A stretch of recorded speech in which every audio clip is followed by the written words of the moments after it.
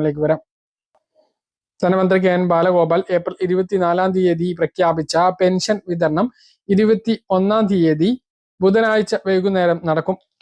കുടിശ്ശികയുള്ള ഒരു മാസത്തെ ഗഡുവും മെയ് മാസത്തെ ഗഡുവും ഉൾപ്പെടുത്തി സംസ്ഥാനത്തെ ക്ഷേമ പെൻഷൻ വിതരണം ഈ മാസം 21 മുതൽ ആരംഭിക്കും. 50 ലക്ഷത്തോളം ആനുകൂല്യധാരികൾക്ക് ഓരോരുത്തർക്കും 3200 രൂപ വീതം ലഭിക്കും.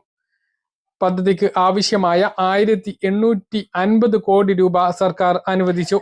2024 മാർച്ച് മുതൽ എല്ലാ മാസവും 1600 രൂപ വീതം ക്ഷേമ പെൻഷൻ വിതരണം തുടർന്നു വരികയാണ്. ജനുവരി മാസത്തിലും 3200 വിതരണം ചെയ്തിരുന്നു.